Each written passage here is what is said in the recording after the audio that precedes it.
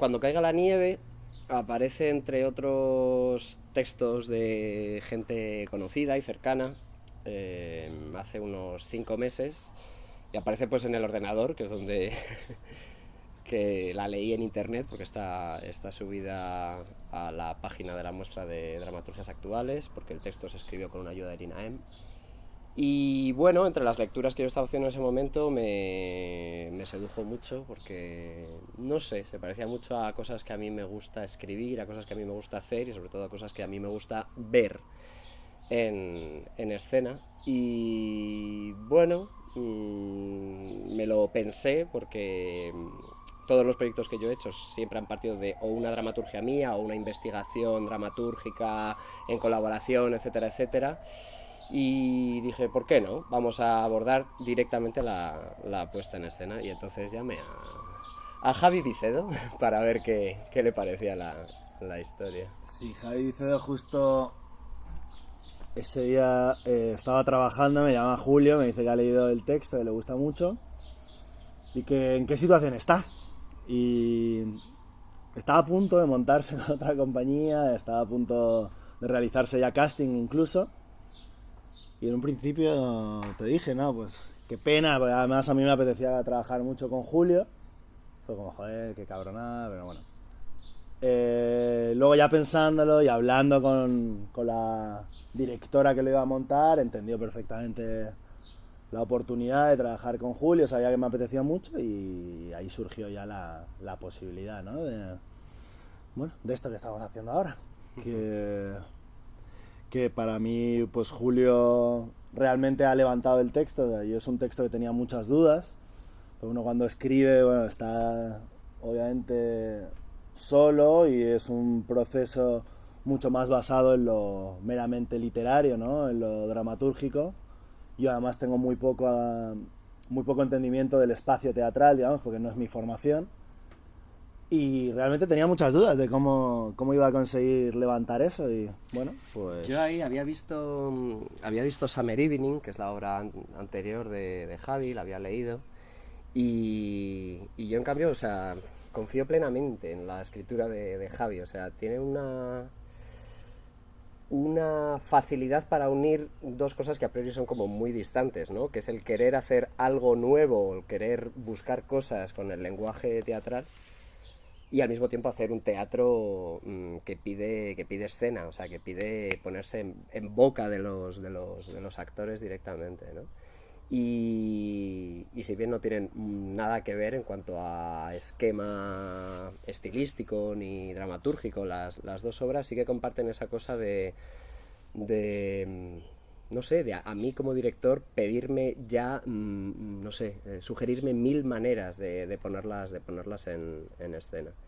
Y hay algo de la estructura de esta, de cuando caiga la nieve, que a mí me sigue fascinando e inquietando un poco, ¿no? Que es esta estructura de monólogos que al mismo tiempo no están dejándose llevar a una reflexión pura y dura, sino que están llenos de vida, llenos de acción, llenos de porqués, llenos de esas cosas que siempre encontramos en los diálogos, y que sin embargo funcionan de una manera, no sé, muy, muy, muy teatral, ¿no? Cuando el teatro muchas veces lo hemos asociado a otro tipo de estructura dramática, etcétera, etcétera.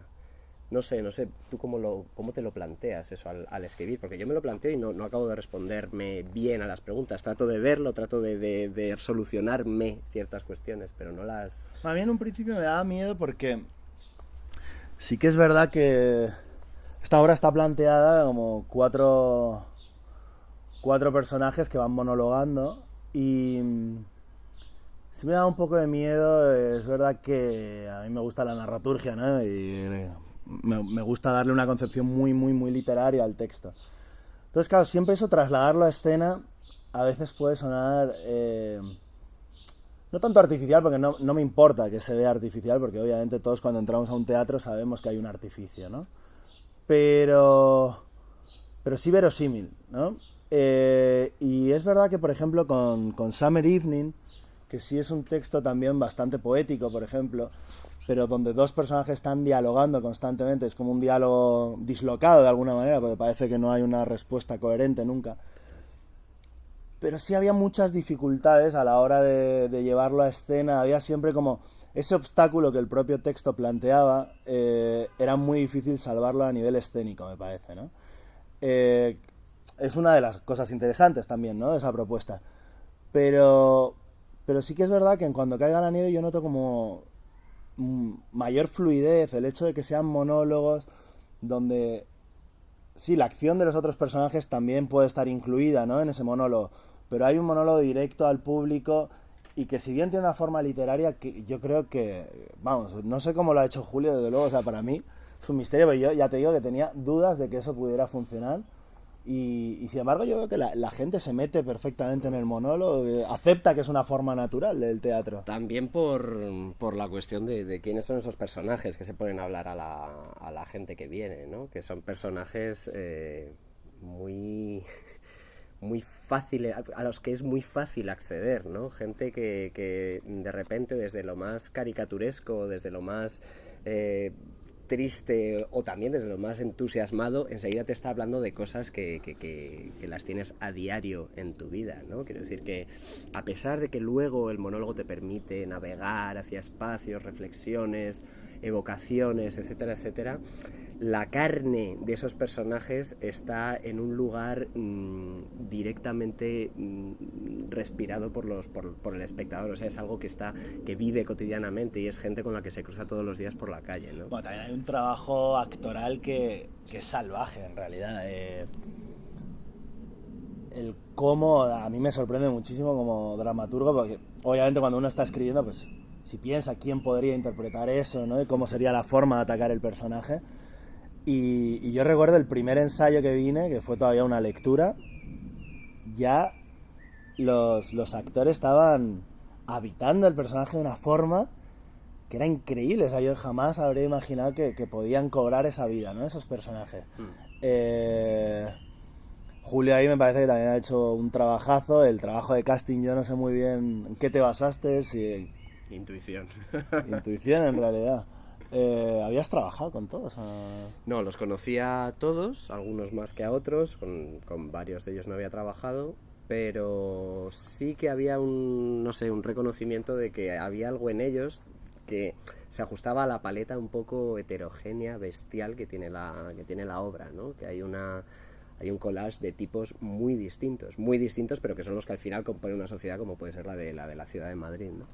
Y en eso también yo creo que está la gracia de las energías, de las impresionantes, yo diría, interpretaciones de los actores, ¿no? Que cada uno va desde un sitio, desde una emoción, desde una desesperación, desde una miseria o desde una ternura, pero todos en su disparidad acaban teniendo no sé, un collage que yo esperaba que saliera, ¿no? Una especie de color ahí compartido entre ellos que al final acaba saliendo. Me parece uno de los grandes aciertos, desde luego, la obra.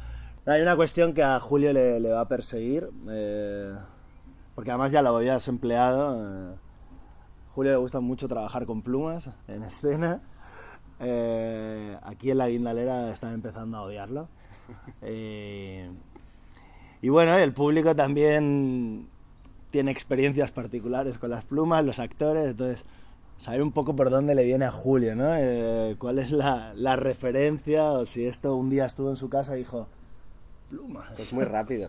Pues fue así, fue un eureka de estos un poco raros. Yo estaba buscando algo con lo que darle un sentido escénico a algo que se repite mucho en la obra, que es la cuestión de la nieve, las cenizas, la nieve. Y me encanta cuando nieva en escena, me pone, o sea, lo he visto de miles de maneras, lo he visto más artificial, más natural y increíble, con cañones gigantescos, con bengalas de nieve, me apasiona, siempre he tratado de hacerlo, pero de repente dije, y algo más sencillo, más de producción artesanal. Entonces, dándole vueltas, volviendo a la dramaturgia, en lugar de irme tanto a la puesta en escena, en la dramaturgia dije, hay una respuesta, ¿no? La respuesta estaba en las plumas de los pájaros, que son una especie de leitmotiv que va atravesando el cielo de todos estos personajes que pasan por escena, ¿no? Y de esos pájaros salieron unas plumas que sorpresa para el espectador, se convierten en casi todo lo que se evoca en escena.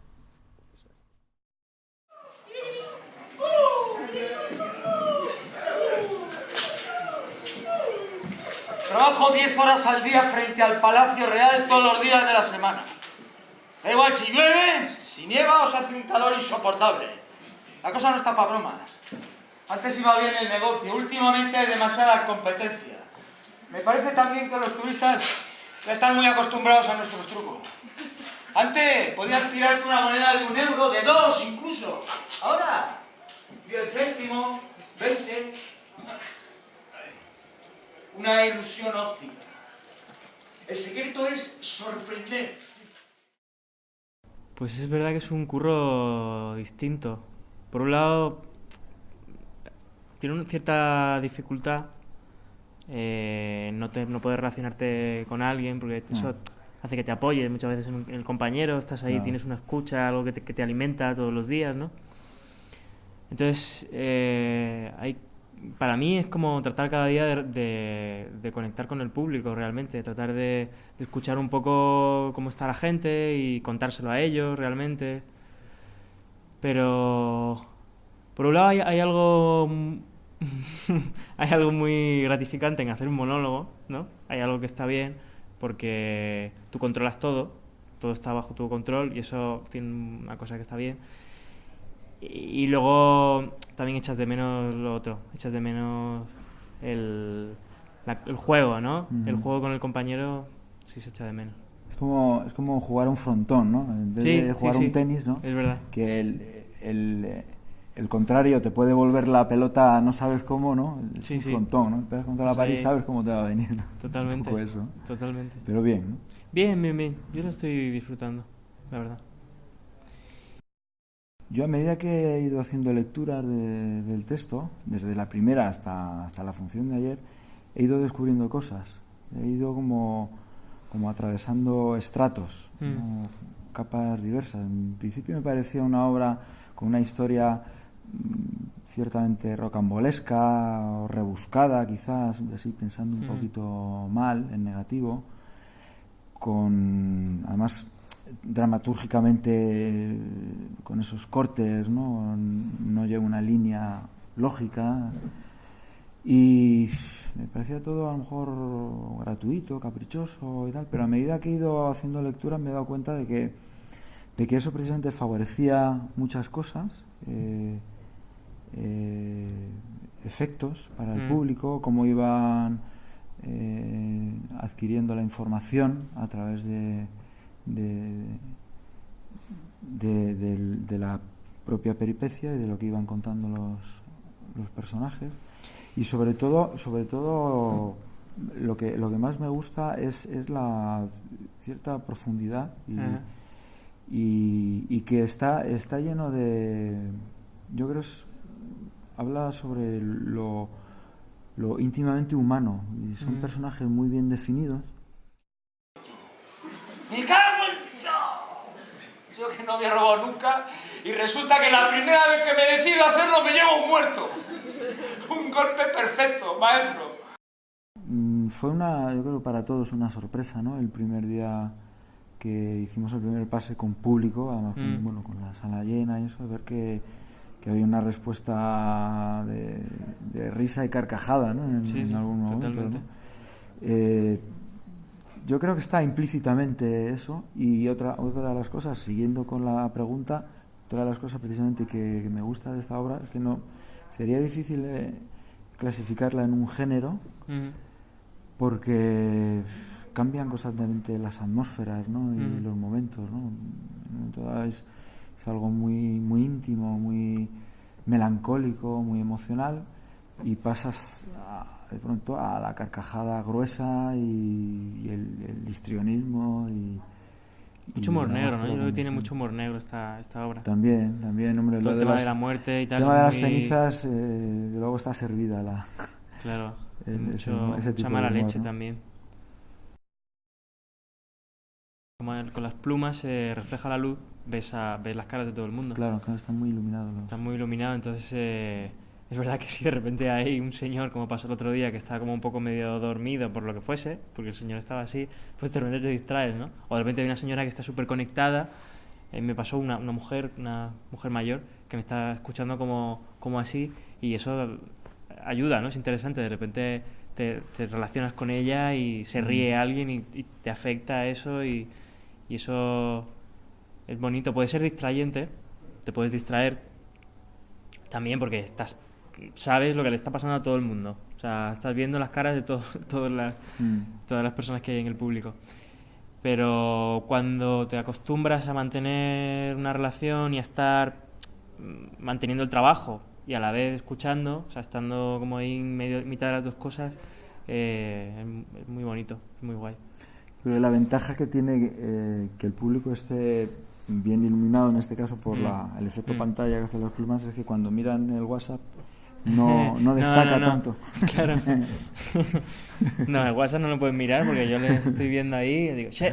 No les dejo. Bueno, normalmente en patios así de 400 espectadores siempre hay 2 o 3 mirando el WhatsApp, ¿no? Claro, y si están a oscuras se le ve la carita. No, aquí no pueden, aquí no pueden. No, imposible. Aquí le da uno tos y ya lo estoy yo mandando a callar. Forman grandes Vs en el cielo, como si supieran nuestro alfabeto. Vienen de tierras septentrionales. Allí se aparean durante el verano, aprovechando que los días son más largos. La luz les permite buscar más alimento. Más alimento les permite tener más crías. Hay una frase en la obra que creo que le dices tú, es que dice precisamente preguntas, alguien se ha preguntado qué tipo de gente puede haber debajo de estos disfraces, ¿no? Y para mí eso fue clave porque también Javi Vicedo, el autor, lo deja muy claro en varias ocasiones, ¿no? Es un hombre que se esconde, es un hombre que huye. Y ya desde los primeros momentos intuí que era un hombre que estaba en situación de calle, ¿no? De exclusión y de desarraigo, ¿no? Yo conozco esa realidad por cosas que hago y que he hecho y tengo mucho respeto por ese tipo de personas y los conozco bien. Entonces hay un cariño muy especial. Desde el primer momento vi que era una persona rota, 5 o 6 años en la calle destroza a cualquiera, es de las cosas más duras, ¿no? A todos los niveles, ¿no? Físico, moral, afectivo, y con toda esa carga y todo ese deterioro sabía que este hombre pues perfectamente podía ser alcohólico, había roto con la familia y se escondía debajo de un disfraz estúpido, ¿no? Para sacar dinero, ¿no? Entonces yo tenía mucha información sobre ese tipo de personas y además un apetito especial, ¿no? Y un respeto además y por darle vida, con lo cual todo ha ido a favor y el texto pues siempre ayuda porque el texto está muy bien escrito y por ejemplo, sigo descubriendo cosas. Ayer descubrí una cosa nueva en un momento, cuando dices tú, no sé por qué no quería venir nunca aquí. Y nunca le había dado importancia a esa frase, ¿no? Y ayer me di cuenta, claro, el hombre invisible no quería ir a ese sitio porque a él le había afectado mucho el suicidio de su suegro. Y para él era el sitio donde se había pegado el tiro y no quería ir ahí. Y habla también de la sensibilidad del personaje, ¿no? Sí, es verdad. Y del dolor que también tiene y de, bueno, muchas cosas. Por eso que hay muchos detalles en la obra muy ricos. Sí. Hay cosas que debemos tocar para saber cómo son. Otras, sin embargo, exigen que nos alejemos mucho. Para entender quién era mi madre, hizo falta que se alejara todo cuanto era posible, que se muriera. No le veo yo algo tan peculiar. Yo diría que es una mujer normal y sencilla que se encuentra con una circunstancia que cuando leíamos al principio del texto decíamos, ¡ah, hala! Pero es que ¿cómo te van a robar las cenizas? O sea, como descuidada, despistada. Yo creo que le pasa algo que es algo que nunca esperas que te va a pasar en tu vida, pero que de repente te pasa. Que de la forma más inesperada, algo que es valiosísimo para ti, te lo roban, en este caso, con un componente mucho más grande, ¿no? Que son las cenizas de tu padre. Pero que a la pobre le pasa algo fuera de su rutina y de su circunstancia normal, pero le puede pasar a cualquier persona, que estén prevenidos. Y está lleno de energía y quiere a su madre, aunque hace mucho tiempo que no me dice te quiero, pero es que está en una edad mala para las muestras de afecto. Hemos empapelado el barrio entero. Si alguien sabe o vio algo, es imposible que no se tope con alguno de los carteles. Mires a donde mires, hay carteles. Y yo me estoy volviendo un poco loca. Desde que pusimos los carteles, pues solo miro el móvil. No me concentro en el trabajo. Tengo la mirada fija en esta pantallita, a veces se ilumina. Y cuando descubro que solo es un mensajito estúpido, me dan ganas de estamparlo contra la pared. Sonríe, hoy será un gran día, sonríe, que sonríe tu madre. Yo no tengo ganas de sonreír, pero me contengo. Si ya lo cambiamos, en principio el texto original dice que es ecuatoriano, de Guayaquil, y conociendo un poquito la zona, me ha pasado muchas veces en España que los ecuatorianos, las personas ecuatorianas, les gusta decir que son de Guayaquil, así no sean de Guayaquil, porque es una zona más abierta. Las otras zonas más andinas, como de donde yo soy, de un pueblo en la montaña, son más retraídas, y eso ellos sienten que juega en su contra. Entonces me he encontrado con, no solo una vez, sino con varias veces, con ecuatorianos que dicen soy de Guayaquil, pero si indagas un poquito más, es de la sierra, es de la montaña. Y ya de eso yo me prendí un poco, así fuera colombiano al final, me prendí un poco para que la mentira estuviera en la boca de ese personaje.